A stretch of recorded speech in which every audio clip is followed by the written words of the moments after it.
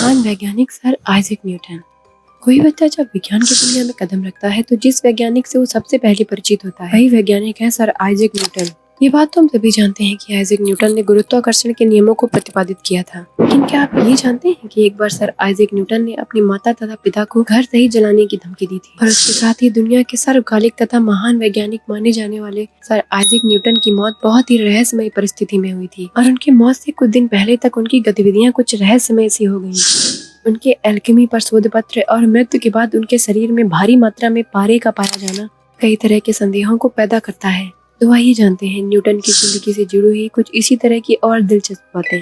Isaac Newton का जन्म 4 जनवरी 1643 को इंग्लैंड स्थित लिंकनशायर के वुलस्टार्क में हुआ था। पुरानी जूलियन कैलेंडर के आधार पर न्यूटन के जन्म को कभी कभी 25 दिसंबर 1642 भी बताया जाता है। आइजैक न्यूटन के पिता का नाम भी आइजैक न्यूटन ही था, जो कि एक समृद्ध स्थानीय किसान थे। आइजैक न्यूटन अपने पिता के इकलौते पुत्र थे। न्यूटन के जन्म के 3 महीने पहले ही उनके पिता की मृत्यु हो गई थी। जन्म के समय न्यूटन सामान्य बच्चों से कमजोर और आकार में छोटे थे, जिसकी वजह से उनकी बचने की उम्मीदें बहुत ही कम थी। जब न्यूटन की उम्र मात्र 3 वर्ष की थी तभी उनकी माँ हैना आइजकॉफ दूसरी शादी कर लेती है और न्यूटन को महज 3 वर्ष की उम्र में उनकी नानी के पास छोड़कर अपने दूसरे पति के साथ आकर रहने लगे। न्यूटन की मां का दोबारा शादी करना न्यूटन को बिल्कुल भी पसंद नहीं था। इसके कारण न्यूटन अपनी मां और सौतेले पिता से दुश्मनी का भाव रखते थे। शायद यही कारण होगा जिसके कारण न्यूटन ने अपनी मां और अपने सौतेले पिता को घर सहित जलाने की धमकी दी थी। न्यूटन के पास उनके द्वारा 20 वर्ष की उम्र तक किए गए अपराधों की एक लिस्ट थी। इस लिस्ट में ही 20 वर्ष की उम्र में न्यूटन के द्वारा किए गए अपराधों के दौरान यह बात सामने आई थी कि न्यूटन ने अपनी माता और सौतेले पिता को घर सहित जलाने की धमकी दी थी। कुछ समय बाद किसी वजह से न्यूटन के सौतेले पिता की मृत्यु हो जाती है और उनकी माता फिर से न्यूटन के साथ आकर रहने लगती है। वापस आने के बाद न्यूटन की मां ने उन्हें खेती में हाथ बढ़ाने पर जोर दिया, परंतु न्यूटन का मन खेती में जरा भी नहीं लगता था।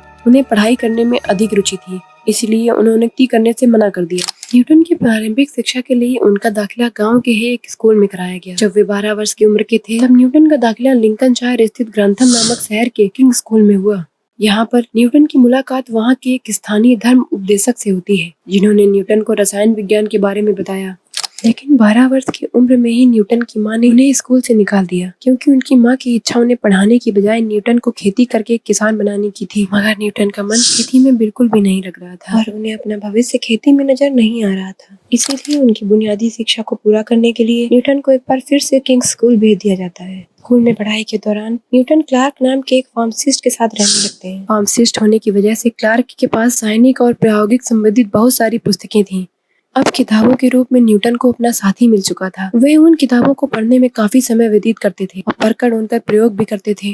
कुछ वर्षों में उन्होंने वहां से इंटरमीडिएट की पढ़ाई पूरी कर ली। इसके पश्चात न्यूटन ने 19 वर्ष की आयु में ग्रेजुएशन की पढ़ाई पूरी करने के लिए इंग्लैंड के ट्रिनिटी कॉलेज में दाखिला लिया।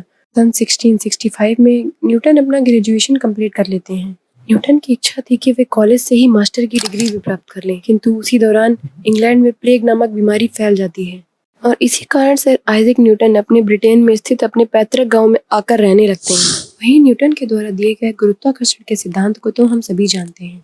इस सिद्धांत का प्रतिपादन उन्होंने इसी घर में रहते हुए दिया था। विलियम स्टुकली, जिन्होंने सर आइजैक न्यूटन की जीवनी लिखी है, वे कहते हैं कि बसंत के दिन थे। हमेशा की तरह उस दिन न्यूटन किन्हीं विचारों में उलझे सेब के पेड़ के नीचे बैठे हुए थे। अचानक उन पर एक सेब आकर गिरता है। बस इस घटना ने उनके जहन में कई सवाल खड़े कर दिए कि ये सेब सीधा ही क्यों आया, आड़ा तिरछा या ऊपर क्यों नहीं गया। मतलब धरती में ही ऐसी कोई शक्ति है जो इसे अपनी ओर खींचती है।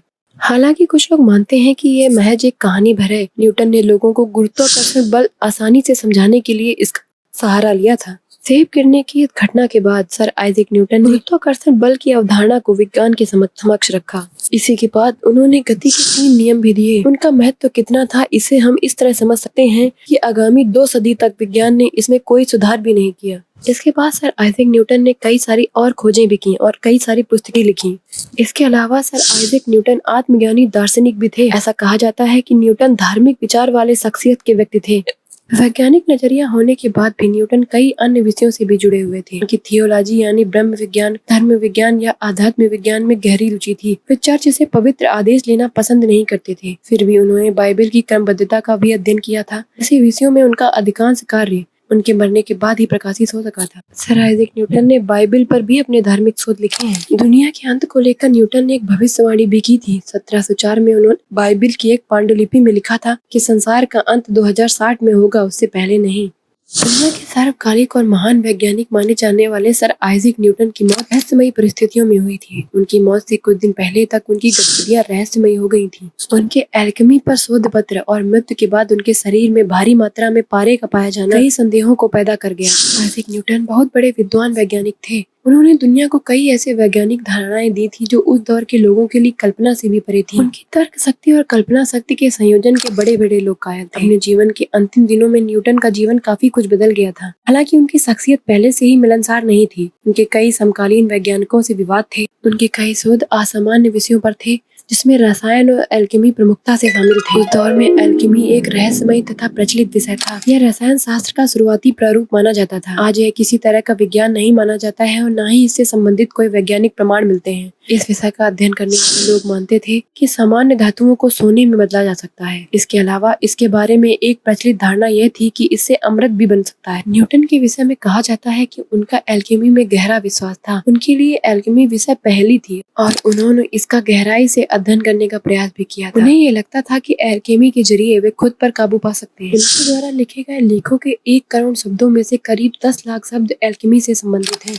न्यूटन की मौत 31 मार्च 1727 को हुई थी। उनकी मृत्यु सोते समय हुई थी। उनकी मौत के बाद उनके शरीर में बहुत सारा पारा मिला था। पारे का एल्केमी से गहरा संबंध बताया जाता है। यही वजह रही है कि उनकी मौत को एल्केमी से भी जोड़ने का प्रयास किया गया। वहीं कुछ लोगों ने पारे के उनके शरीर में मिलने को रसायन विज्ञान से जोड़कर देखा। कुछ लोगों ने इसे उनका सनकीपन बताया। यह भी पाया गया कि न्यूटन ने मरने से पहले कुछ अहम खोज संबंधी दस्तावेज जला दिए थे। अनुमान लगाया जाता है कि इनका संबंध एल्केमी से ही, लेकिन तमाम संदेहास्पद स्थितियों के बाद भी न्यूटन का अंतिम संस्कार पूरे राजकीय सम्मान के साथ हुआ। उनके साथ ही उनके एल्केमी से संबंधित कई रहस्य भी दफन हो गए। उनके छूटे हुए दस्तावेजों से भी कई तो नष्ट हो गए और कई आज भी रहस्य बने हुए हैं जो अत्यधिक जटिलता लिए हुए हैं।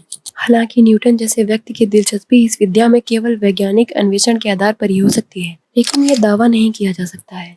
तो दोस्तों, आपका इस विषय में क्या मत है? अपने विचार हमें कमेंट बॉक्स में लिखकर जरूर बताइए। और अगर आपको मेरा ये वीडियो अच्छा लगा हो तो इसे लाइक जरूर करिए और अपने परिवार तथा दोस्तों में इसे ज़्यादा से ज़्यादा शेयर करिए, जिससे मुझे भी ऐसे ही और वीडियोस बनाने का मोटिवेशन प्राप्त हो सके। आने वाली ऐसी ही और वीडियोस की जानकारी के लिए मेरे चैनल को सब्सक्राइब करना बिल्कुल भी ना भूलें। धन्यवाद।